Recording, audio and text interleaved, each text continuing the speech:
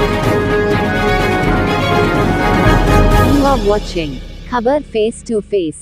दर्शकों, आप देख रहे हैं खबर फेस टू फेस। मैं निशान आजमी इस समय में मौजूद है वार्ड क्रमांक 48 प्लॉट नंबर 17 में, जहां पर नरेंद्र परमार इंडिपेंडेंट कैंडिडेट है और सिलाई मशीन इनकी निशानी है। और यहाँ से खड़े हुए काफी समस्या है। यहाँ पर जो निशान चिन्ह इनका है वो सिलाई मशीन है। सिलाई मशीन औरतों को सक्षम बनाती है, आत्मनिर्भर बनाती है, रोजगार का जरिया है। इसी मशीन को लेकर नरेंद्र परमार यहाँ से खड़े हुए। आइए हम उनसे बात करते हैं।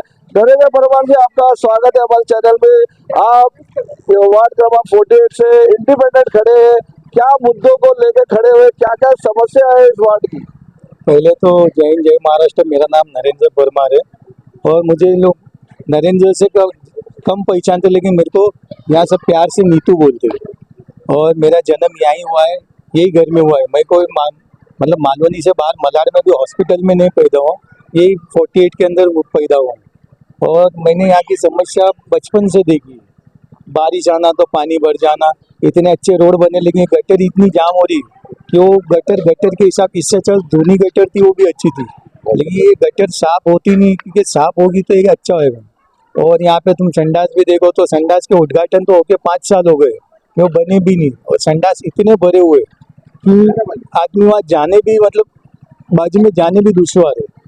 और भाई, आपने लॉकडाउन में भी लोगों को अनाज बांटने का काम किया, आपने इधर पे काफी काम किया। जैसे कि जनता लोगों ने हमको बताया, यहाँ पे आप हमेशा सोशल सर्विस करते रहते हैं। जैसे कि किसी ने बताया यहाँ नमाज पढ़ी जाती तो आप झाड़ू तक मारते हैं। तो इतना समाज सेवा आप कब से कर रहे हैं हमारे दर्शकों में? समाज सेवा तो देखो बचपन से ही कर रहे, और वो दिखाना नहीं रहता है, वो अपने दिल से करना है। अगर तुम दिल से करो तो कुछ भी करो, कोई टेंशन नहीं, लेकिन समाज के हित में करो तो सही है। बाकी तो ऐसा तो बहुत कुछ है, आज तक मैंने दिखाया भी नहीं, और दिखा के मतलब मेरे को कोई अवार्ड भी नहीं लेना। मेरे दिल में कि ये करना है तो मैं करता हूँ। तो क्या परिवर्तन आप देखना चाहते हैं यहाँ पर इस लोकल एरिया में? परिवर्तन तो देखो बहुत कुछ है, जितना बोलो उतना कम, लेकिन इसका परिवर्तन करने के लिए एक साथ आना पड़ेगा। जब आप लोग सब मिलके अगर मुझे पुश करते हो, मेरे साथ में खड़े होते हो, तो मैं भी कुछ नई ऊर्जा लेके और इसको चेंज करना चाहता हूँ। जैसे कि समझो यहाँ पे 6 नंबर का जो नाला है वो ऐसा बाउंड्री बन गई कि अगर कोई पेशेंट हमारा सीरियस होता है, यहाँ से रिक्शे में लेके जाओ, एम्बुलेंस में जाओ, 6 नंबर का नाला क्रॉस किया तो 20% वो बचने की उम्मीद है। वो बचेगा कभी जब नाला क्रॉस होएगा तो ना, उसके पहले उसका डेथ हो जाता है, तो मीनिंग क्या है उसका? तो यहाँ पर मतलब सड़कें जो है बराबर नहीं है, जगह नहीं आने जाने के लिए, और ट्रैफिक की समस्या इसीलिए होती है कि सड़कें बराबर नहीं है, जगह जगह लोग हॉकर्स लोग बैठे रहते हैं। तो इसी मुद्दे को आप लेके खड़े हुए, क्या निशानी है आपकी वो हमारे देशों में? देखो मेरी निशानी सिलाई मशीन है, वो मेरी नहीं, वो आप सबकी है। अगर इनके जगह हम चुनाव में चुन के आ जाते तो कितनी स्कीम ऐसी जो हमें मालूम नहीं है सरकार की तरफ से, जैसा 60 साल के ऊपर को पेंशन है, लेकिन यहाँ मालूम नहीं कि वो कैसा उसका मतलब पेपर वर्क है, तो वो भी हम करके देंगे। लेडीज के लिए इतनी योजना है, लेकिन लेडीज को कैसा मालूम ही नहीं, क्योंकि वो लेडीज बेचारी घर से ही इतनी टेंशन में क्यों बाहर निकलेगी, तो उसको ये सब पसंद ही नहीं आएगी लेडीज को बाहर निकलना ही हो। तो उन तक जब ये स्कीम आएगी तो उनको मालूम पड़ेगा। ये हमारे नेता लोग ने कैसा है, वो एक बाउंड्री तक ही आती है, यहाँ लोकल में मालूम ही नहीं कि क्या स्कीम है क्या नहीं आता है।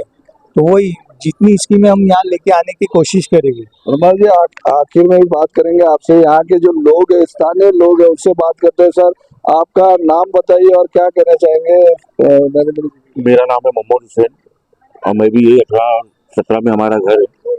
अभी हमारे भाई को नीतू को आगे कामयाबी का रास्ता मिला है, और ये रास्ता पहले से ही पकड़े हुए कुछ ना कुछ करते रहते थे गरीबों के लिए भी, और जो अच्छे खासे हैं उनके लिए दवाई से लेके और दवाखाने में एडमिट करवाना, 7 नंबर से रिक्शा मंगवाना, एम्बुलेंस नहीं आ सकती है जैसे तो रिक्शा में डाल के लेके जाना पीछे के रोड से, कच्चे रोड से।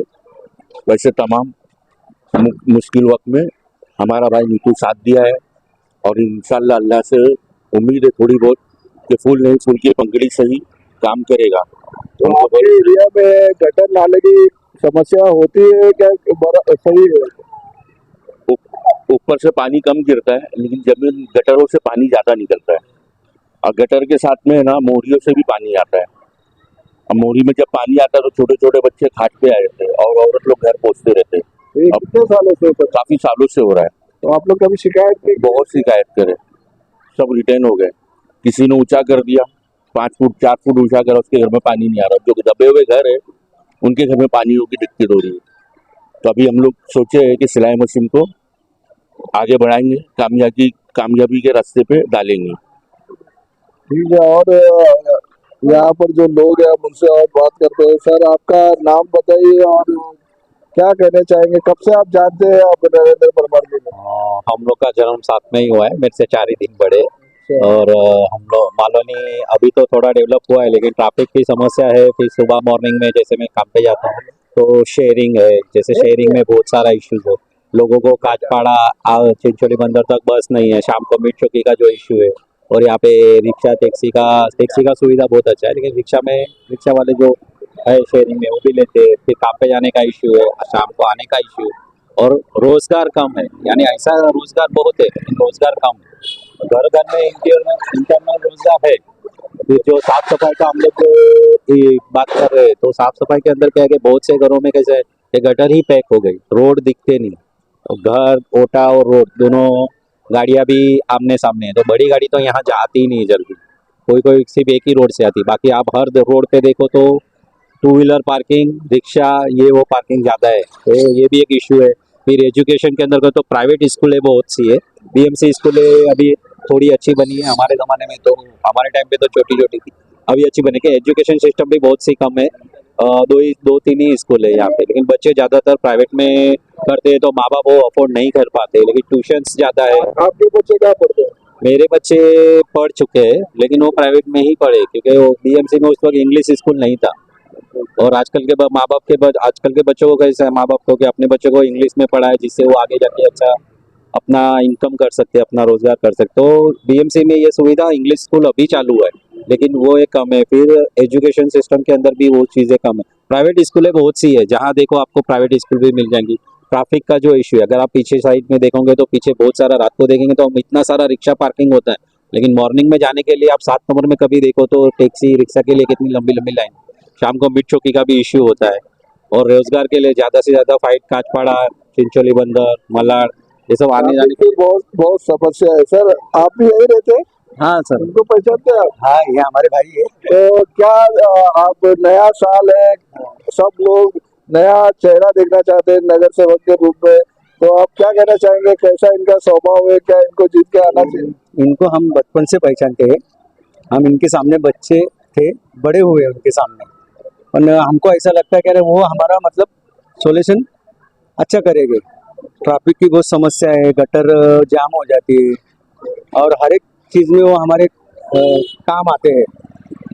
हाँ, हमारे चीज़ में हर एक काम आते हैं। कभी भी उनको बुलाएंगे तो कोई भी मैटर है वो सॉल्व करते हैं, कोई भी जावे। मतलब समाज सेवा करे जज्बा है उनके अंदर, एक समाज सेवा करने का जज्बा है। आखिर में आपसे नरेंद्र परमार जी, हम ये जानना चाहेंगे कि आप यहाँ की जो वार्ड क्रमांक 48 की जनता है उनसे क्या अपील करना चाहेंगे? मैं तो एक ही अपील करता हूँ, आप चाहे भले मुझे मत दो वोट, लेकिन ऐसे को दो जो अपने लिए काम करे। अपने को कैसा मन वोट दे के ऐसा नहीं कि 5 साल भूल जाना।